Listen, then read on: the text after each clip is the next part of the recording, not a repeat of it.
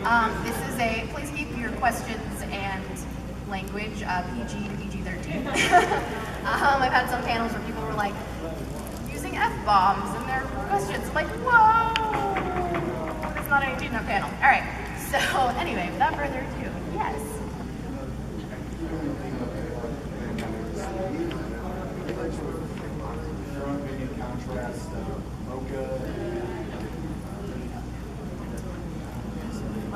Wait, Nina. Okay, I was like, Nina in Attack on Titan? She's not a vampire, is she? I missed something. No. He asked me to compare and contrast Mocha in Rosario Plus Vampire with Nina, who is Vampire Dance and Vampire Bunt. Monica Rial voiced Nina, so I didn't grow that character. I voiced Yuki in that show. So, but Nina's just... Thank you.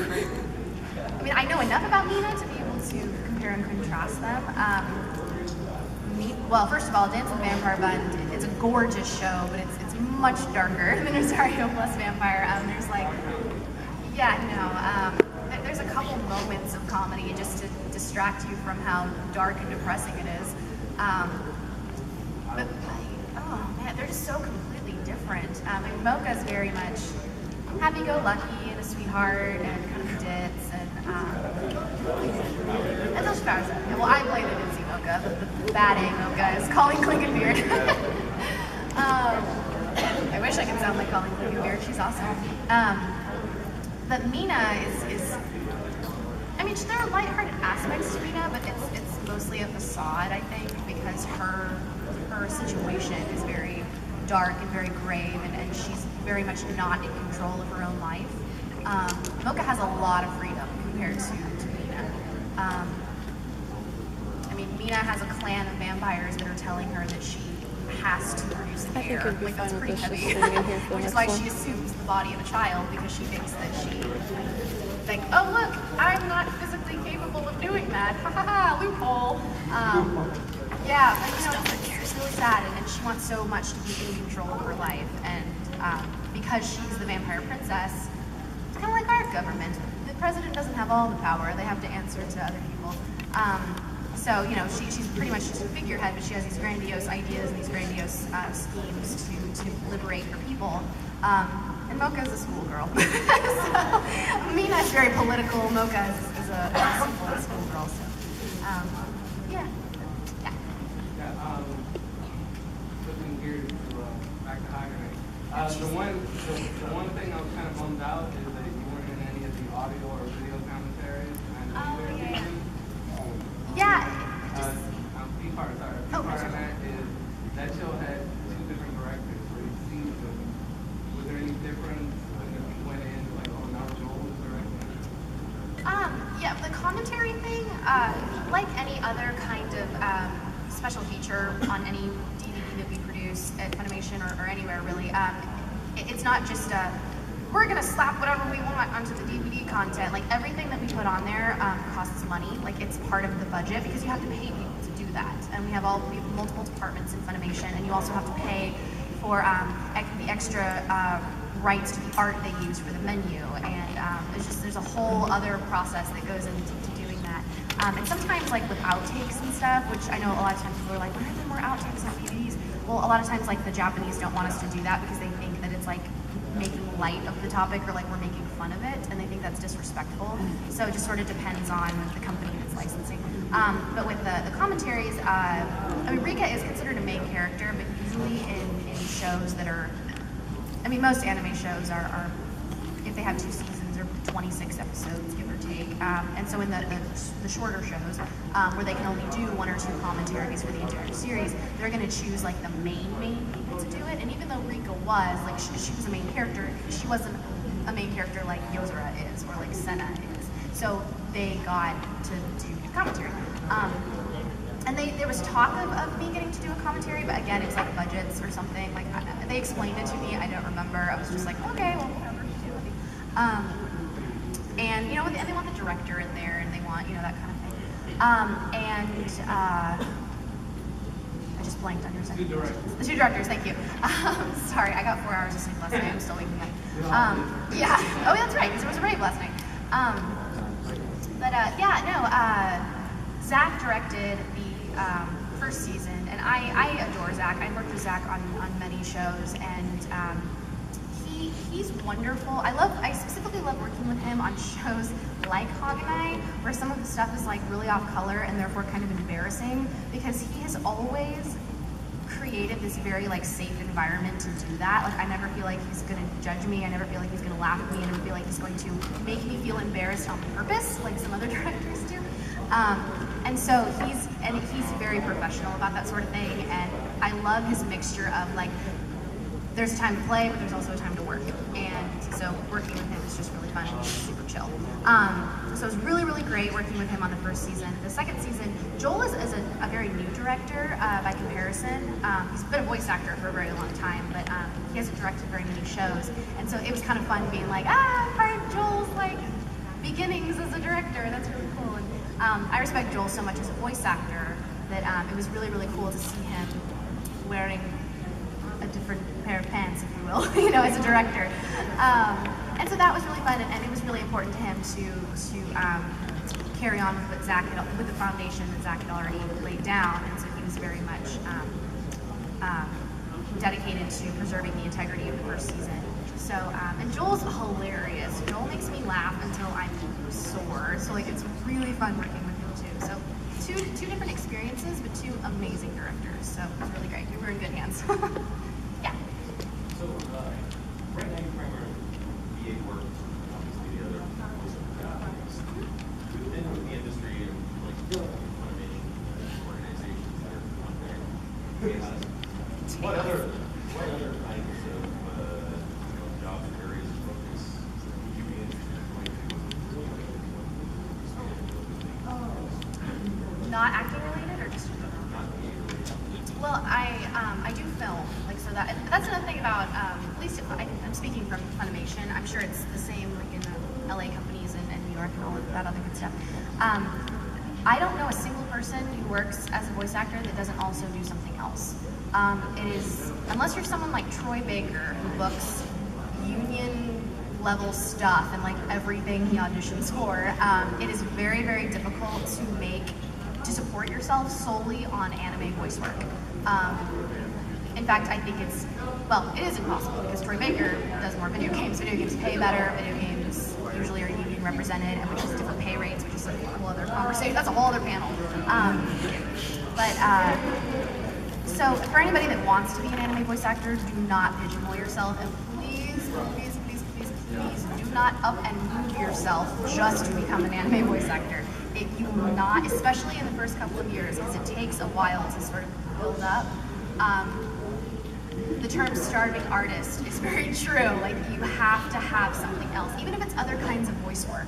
I do anime voice work. I do industrials, which is not near as fun, but it pays the bills.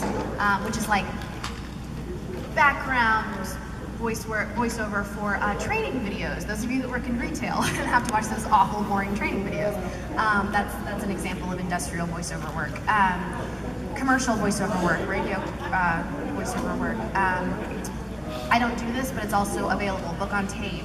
I also do video games, dub tracks for live action foreign films, which is more like film. It's closer to film acting because you're dealing with real people and not cartoons. And then outside of that, I teach theater workshops at a local community theater. I do commercial work, I do print work, I do film work. Like it's you're constantly looking for the next job, because, and that's another thing, is that the voice work is you get paid by the hour or you get paid by the project, depending on what it is. So it's not a 9-to-5 job.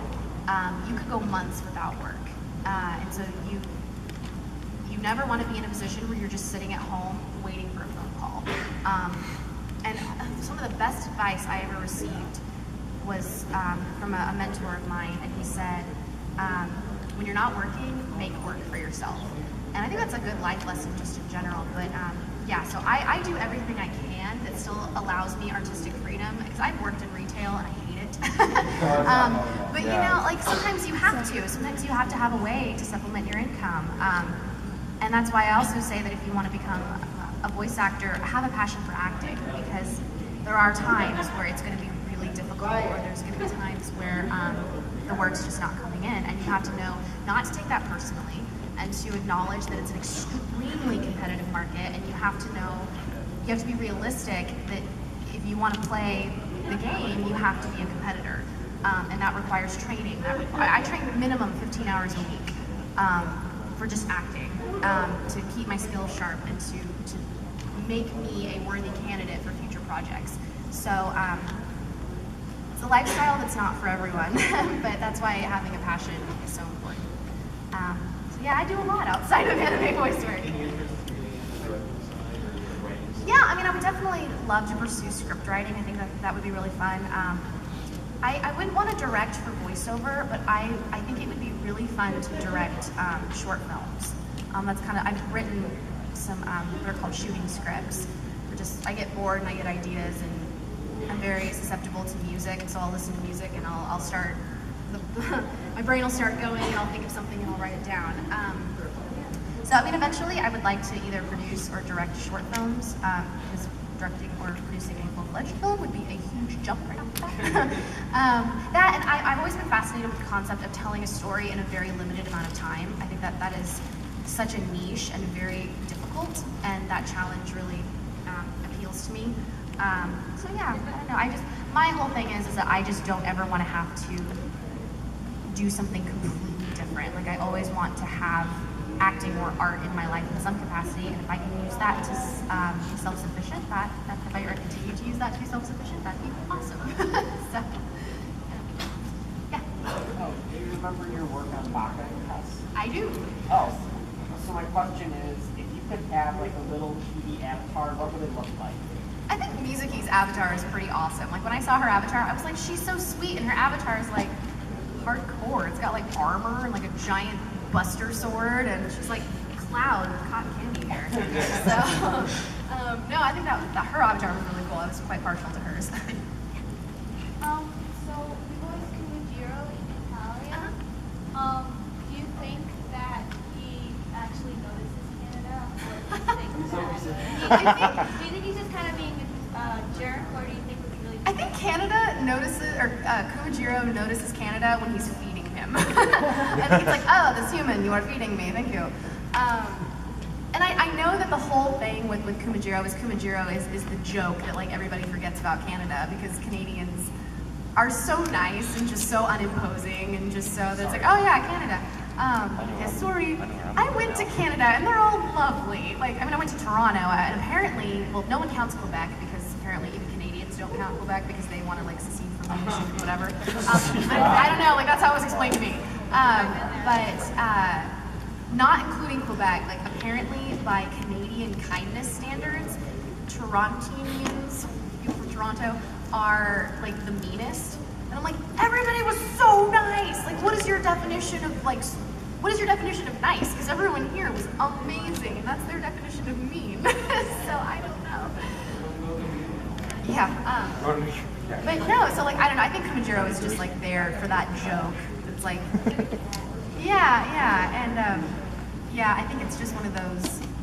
I don't think he's trying to be a jerk. I think he's just like, whatever. Food? All right, hey. I don't think he cares. I think it's just like, I'm riding around on this person, it's free transportation, and they feed me. Good gig, man. You're right. And he's so super cute. Let's see, who else?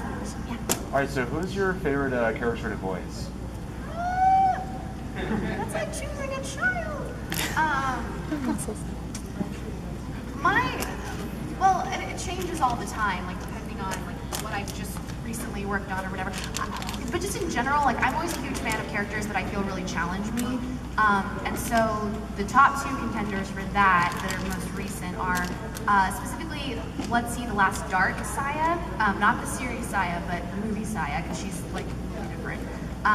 Because her voice was like very low, very animalistic, very angry, which is like complete opposite of what I normally voice. And then also Hirumi from Stayed Alive, because she's very, well, my first psycho that's like psycho the entire time. I've played characters that have like gone rogue, But she's just messed up. Like, yeah, and it was one of those things where when I read it, I was like, I want to do that. That sounds so much fun. Oh, the lights are dimming. What is a Oh, mood lighting. Step dim, they'll all fall asleep.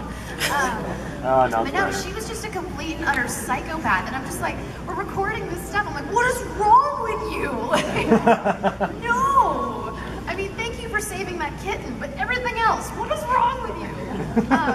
It's so funny because Josh Greeley, who's like a dear, dear, dear friend of mine, we've been in so many shows together. He's like my big brother. He voices the main guy in Data Life, and I laid down the tracks for Kudermi before he went in, and I was like, enjoy all those creepy sweet nothings in your headphones. He'd text me and be like, oh my god! Like, she whispers things in his ear all the time, and they're always like really creepy and sadistic, and she's always like licking his face and like it's weird. And so he texts me and he goes, oh my god, because we have these headphones on, so I'm like right up in your ears saying hello. So no, that was really fun, and I loved like freaking him out too. It was great. You talked about looking for different projects just to like keep your artistic creativity going. So, what's your opinion on a lot of internet work in like YouTube voice actors? You mean like fan dubs and stuff? I think it's great because honestly, you know, as someone who is artistic and has pursued, I cannot talk. I talk for a living. Pursued an artistic field.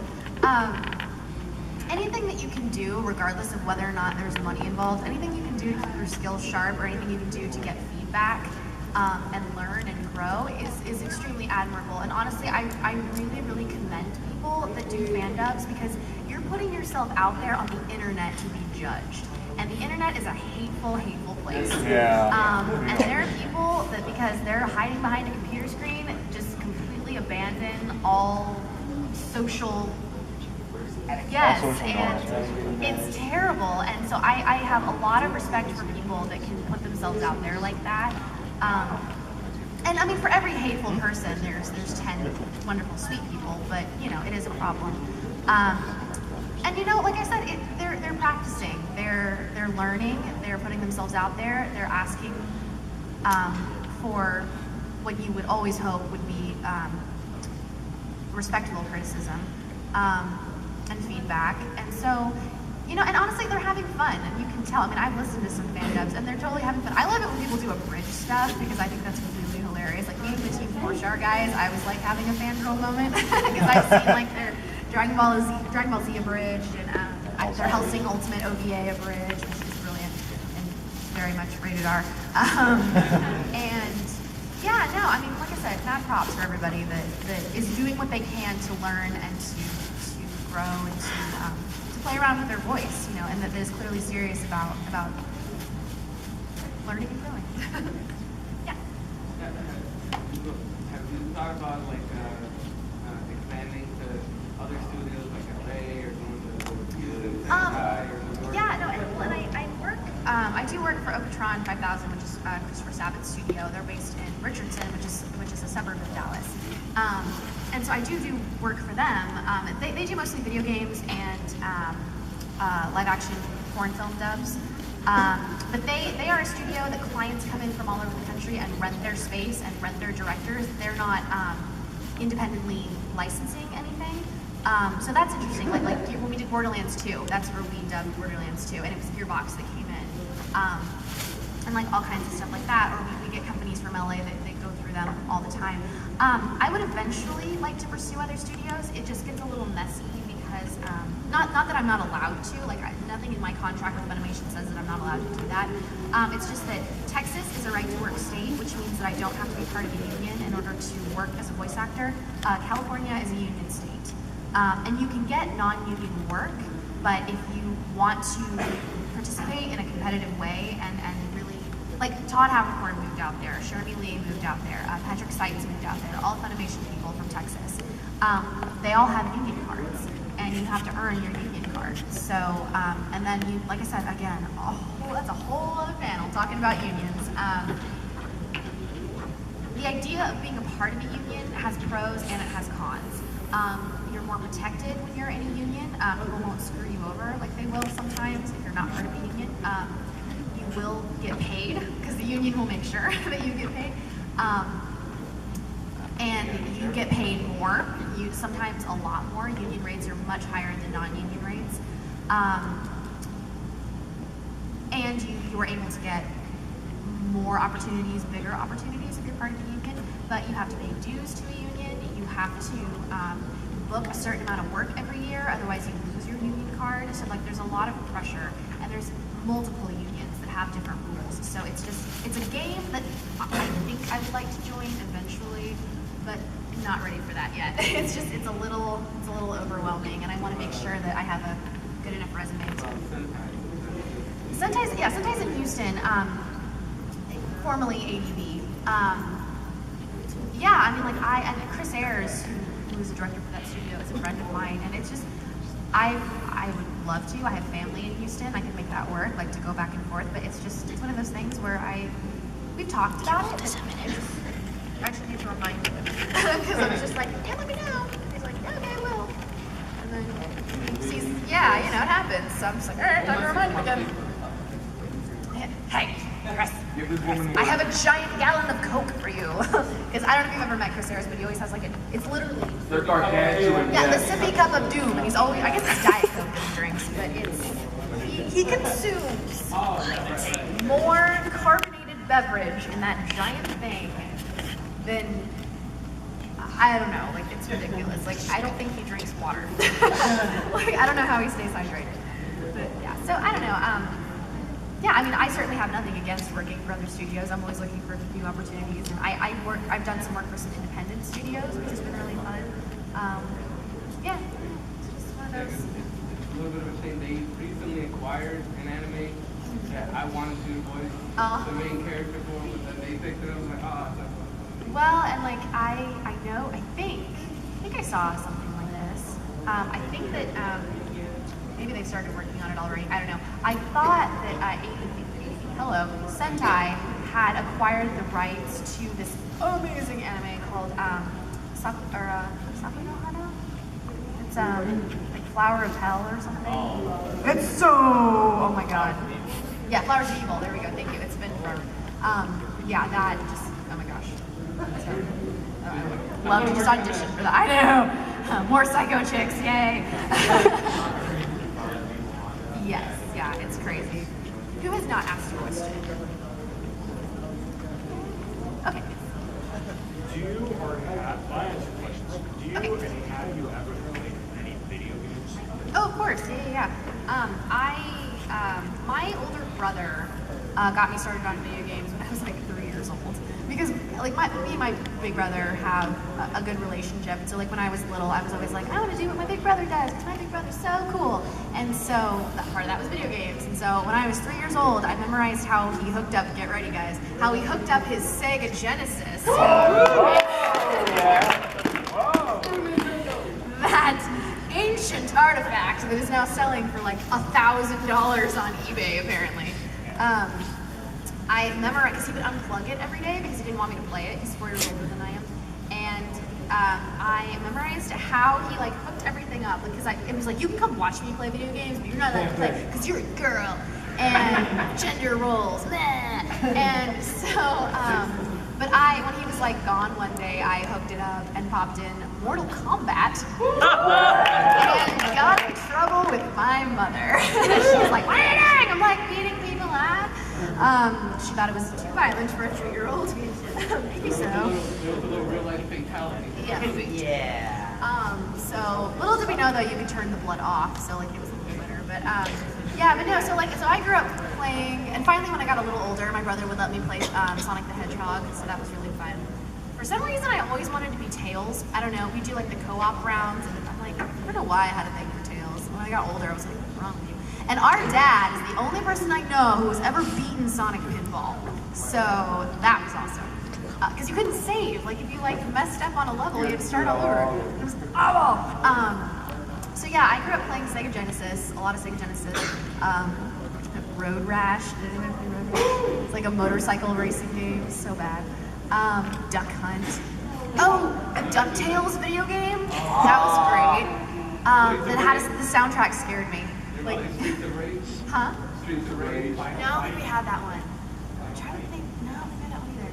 Killer. We had a bunch. We had a couple Mortal Kombats. We had the DuckTales game. We had a bunch. We had like every single Sonic the Hedgehog game that ever came out for Sega Genesis. She had Shaq. And then we got a PlayStation 1, and I was not allowed to play the PlayStation 1. I was only allowed to watch. It was okay. And that's where we found games like Oddworld and Final Fantasy VII and Change My Life. I remember we were playing Final Fantasy VII, and does everybody know what happens to Aeris, or am I gonna spoil that? Okay, so I remember when the cutscene was happening where Aeris, the Aeris demise scene. And I was like watching it because it was like a cinematic thing. I'm like, Eric, you can't play that game unless I'm watching. Like, I want to watch. And so we're watching it. We're just totally engrossed. And my dad walked in to tell us that like dinner was ready or something. And we were like, shh, shh, shh, because like this cutscene was going on. And then it happened. I was like, she's not really dead. No. I was so upset. Like nothing like that had ever happened in a video game ever. And I was just like, oh my god. And then we played like Parappa the Rappa. And oh my god, this is like nostalgia central right here.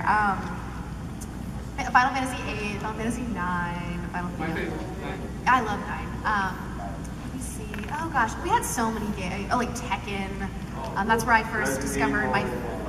Yeah, Virtua Fighter. I'm trying to think of all the games we had. Oh, like Resident Evil. Well, then it was great because like when I was like 11, 12 years old, my cousin, who was like much older than me, unfortunately was divorced. She got a divorce from her husband, but her husband had bought like all this video game stuff that he didn't take with him when the divorce was finalized. So she let us come over and just like pillage everything she had. She's like, I don't have kids. I don't know what any of this is. You guys can have it. So we got a second PlayStation 1. So I got my own PlayStation. We got an N64. We got all these games. It was like Christmas. I know. And so my first console that I owned that was mine was a PlayStation 1. We shared the N64. Then I got a PlayStation 2, and then and then my brother kind of switched to PC games, so that wasn't an issue anymore. Then I got a original Xbox, and then I got a PlayStation 3, and I have a PSP, and I think that's it. We had a Game Boy Color in there somewhere, and an original black and white Game Boy. So yes, video games, I have played them. The last game, I don't play them as much anymore just because I don't have time, and I really like RPGs, so I don't want to it's kind of like starting a book that you don't have time to finish. There's no point in starting to begin with. But the last game I beat in its entirety, 2 games, was Alice the Madness Returns and Dante's Inferno, which was really awesome. Very dark, I know. No, I saw something that describes me perfectly. It was this picture is a fan art thing someone had drawn, and it was a picture of this girl that's like, ah! And there's like sparkles everywhere, and like bunnies and rainbows and candy, and it says, I really, really, really, really like cute things, and it's all super cute, and then there's like a bar, and then it's her again, and there's like ghosts, and it's all dark, and she's like, but I also really like dark things. I'm like, that's me!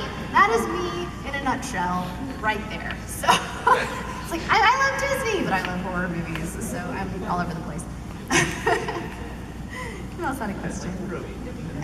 No, not like Kurumi. No. I do not kill people with guns that I materialize with a giant clock behind me. I do not summon demons. I did. Oh my gosh. I stalked Advent Children online for like 2 years before it came out in the States. I knew everything about Advent Children before it was even a rumor in this country. Like, it's kind of embarrassing. Yeah, no, I was all about Advent Children. And I also had this is a little known thing. They made, it never came, I don't think it ever came over here, but they made a Final Fantasy VII anime OVA called like Last Order or something. Yeah. Was it? Okay, yeah. Someone found that and showed it to me way early, so,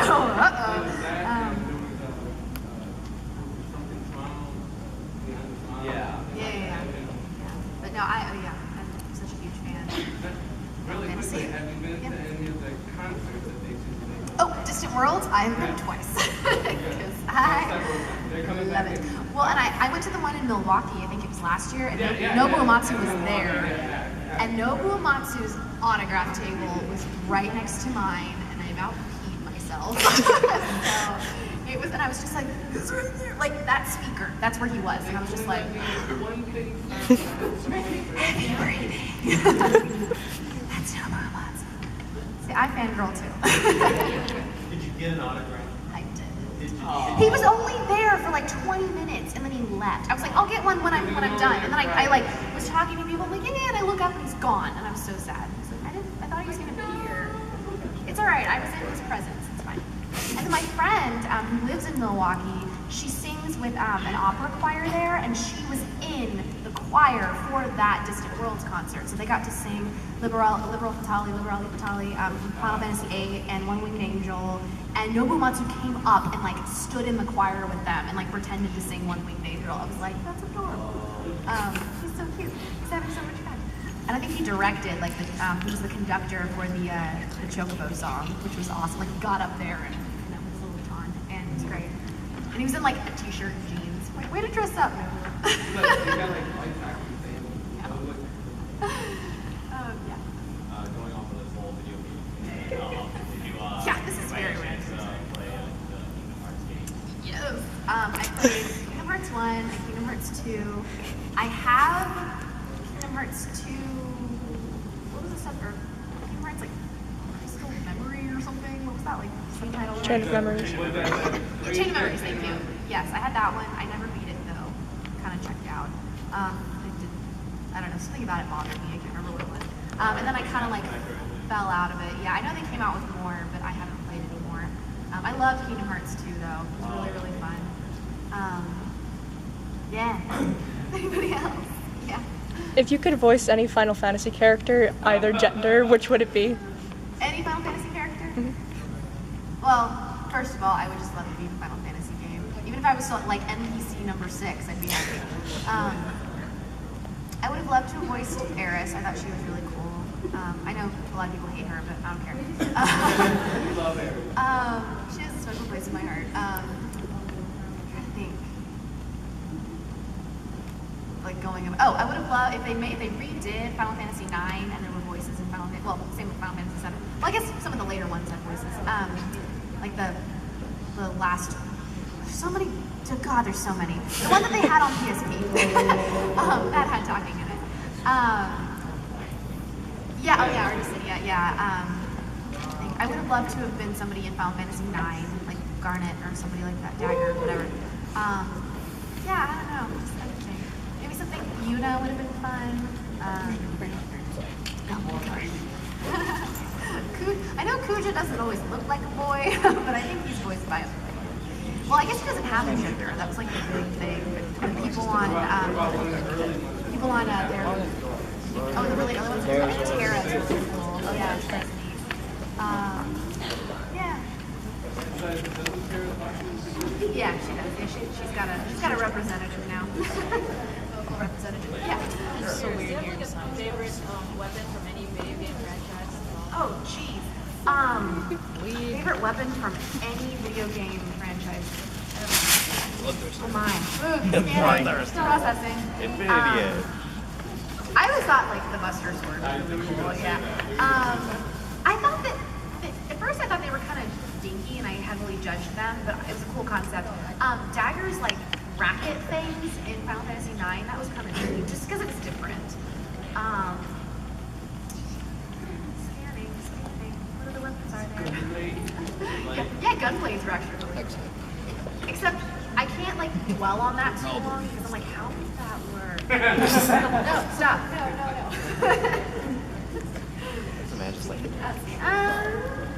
Got about 10 minutes before the all voice actor Q&A starts. We'll tie right into that. Yeah. I apologize for asking this, but what is your favorite video game? If you had to pick one. I'm so bad at favorite questions. I really am. I'm so terrible because I can never choose just one favorite.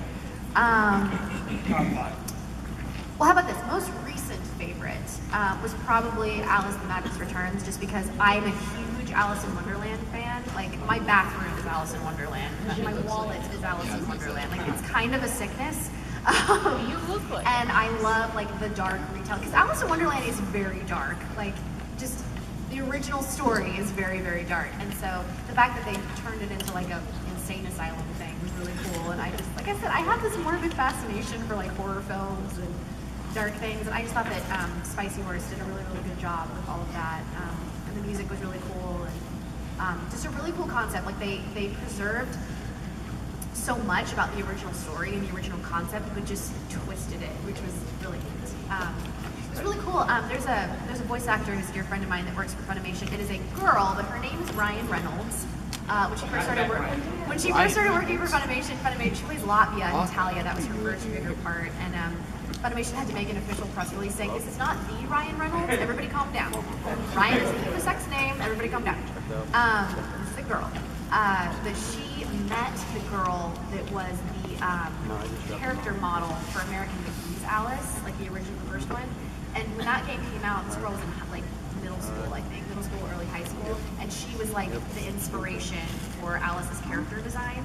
And then in Alice in Madness Returns, they just took that original design and just matured it, even though I think she looks nothing like the new design. I think she like, when she grew up, she like went a totally different way with her looks. But yeah, my friend was like, yeah, you can like still see it. Like she's older now, but like you can still see that little girl that they based the drawing off of. So, yeah. Can you see better? I always really wanted to be in Sailor Moon, but I guess that sure is fast. I was so, you know what, I'm so happy because there's some Funimation represent in that show, and I'm really happy. And Jeremy, who's a very dear friend of mine, is voicing Sailor Venus, who's, if I had the opportunity, is who I would have auditioned for in a heartbeat. So I'm like, I'm really glad it went to someone that I respect and admire so much, and I know she will do a fantastic job with it. So I'm happy. Yeah, Todd's in it, Patrick's in it, John's in it. Those are all the Funimation versions. Oh, so Stephanie Shea has done stuff for Funimation too. I can always tell when she's in town or when she's in the booth because she's so short. Like it's always great because like when I walk, because I'm 5'8", so when I walk into the booth, it's like I can tell if it's either been Jeremy, Brittany, Stephanie, or Lucy. Or like anybody, because they're all kind of like within 2 or 3 inches of each other, or Jade. Because I'll walk in, and the mic when I record needs to be like up here, and it's like down here. Like, my stomach's recording today, hope you need growly belly noises. And the engineer's like, no. And then I can always tell when like Tatum's been in there because the mic throws up here. Not quite. Like, thanks Tatum for making me feel short. Yeah, I need an apple box, please. Yeah, what's in the box? What character did you enjoy playing the most? What character did I enjoy playing the most? Oh, yeah, I answered this earlier. Yeah, like I love characters that challenge me, and so top 2 contenders for that were Kurumi in Data Live and Saya and Blitzy. Yes! In terms of like not being challenged though, like characters that were just fun, Sunsetto and My Bride is a Mermaid was super, super, super fun. I wanted that part so bad. honor amongst thieves? Yeah, that happens. Hey, if I'm going to be compared to someone though, that's a great person to be compared to. She's amazing. Yeah. So, out of the most recent set of releases, or things that you can talk about, Yes. Emphasis. you plug a handful? Well, definitely Space Dandy. Did anyone watch Space Dandy last night? Woo! Yay! Awesome. Yeah. Well, we got the hashtag Space Dandy trend worldwide again. So thank you for everyone that participated on Twitter. That was awesome. And I won't spoil it, but there's something that happens in that episode that we also got trending, which was not intentional, and it's hashtag emo dandy. That trended worldwide too. I'm like, that's hilarious. So yeah, definitely Space Dandy. It's airing on, second season is airing on Cartoon Network right now. It's every Saturday. For you guys, 10:30 is the new episode, 10:30 p.m. Toonami every Saturday. It's one of those shows where you can kind of jump in at any time because every episode is kind of standalone. You just have to know that it's basically the comedic version of Cowboy Bebop. It's an intergalactic bounty hunter and all the hijinks and shenanigans that he encounters. And Dandy is voiced by Ian Sinclair, and it's one of those things where when we were auditioning for it, like I didn't even hear him in Japanese. I just saw the character and I was like, that has to be Ian. Like no one else will do. That has to be Ian. And so when he got cast, I was like, thank you. Yes, Ian. Good. Got it. Let's see. Data Live is definitely awesome. Attack on Titan for sure. Attack on Titan, is it still going on Toonami right now? Yes. Yeah, Attack on Titan. Yeah, second season of Haganai. Watch the first season first, because I think if you just watch the second season, you'll be very offended and have absolutely no attachment to the characters to help level that out. Let's see, what else? Oh, Aquarion Evil season 2 came out, or part 2 came out. That's really awesome. There's Aquarion, which is the first season, and then Aquarion Evil takes place like 10,000 years literally after the first season, so it's completely different characters, the same type of concept. It's really cute, really good. Part 2 of that just came out.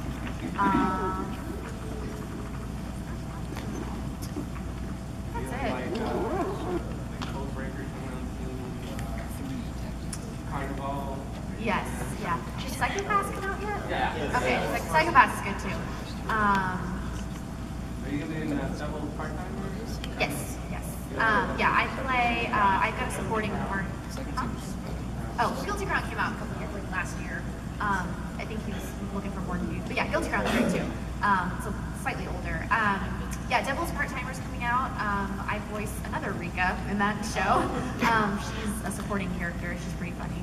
She's very like, whatever, I do what I want. Like, I'm not in Bento, or Bento, whatever it's called. I forget who's in that, but that's coming out soon too. Yeah, lots of stuff. And honestly, like all of this stuff can be found on Funimation's website. They post monthly schedules of like what's coming out, what's being released. And then if you order stuff, you can pre-order stuff off of writestuff.com, which is an amazing website. You can also get, if you order really early, they'll send you some freebies along with your pre-order. And it's writestuff.com. Stuff has one F in it, so it's not too, like it would normally be spelled this way. So yeah, Write Stuff is great. We got like 2 more minutes.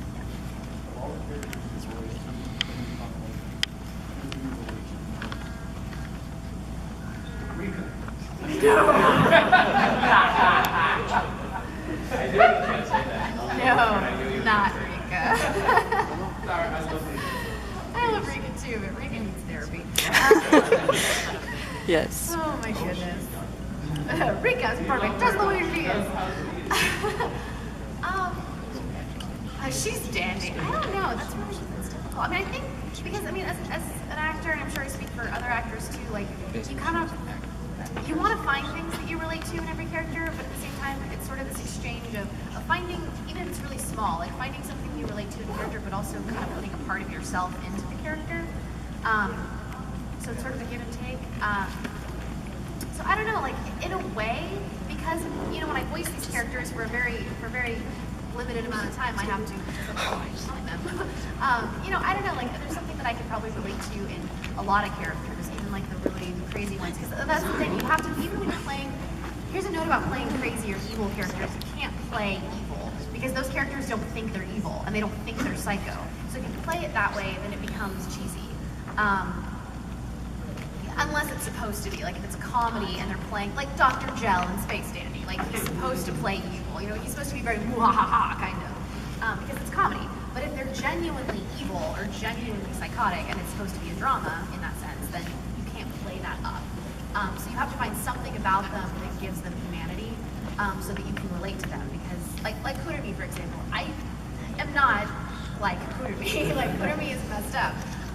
But you know, you have to find something. Like I can relate to the fact that I would be really upset if I saw someone abusing an animal.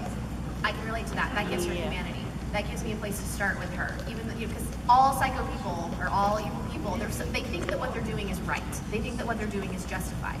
And so even if you can just relate to them on that level, like, you know, well, you know, when I do something, when I stand up for something I believe in, I'm standing up for it because I believe in it. I may not agree with what they're standing up for, but they're standing up for it because it's important to them. I can relate to that concept. So, yeah, I don't know. There's not one particular character that I 100% relate to. I relate more to the nice ones. They want to help people.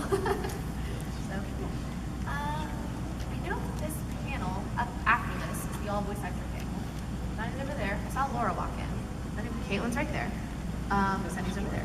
Are we missing anybody? Hi. I guess we can start setting up for that next panel. If you guys want to come up. Thank you guys so much. And now for another.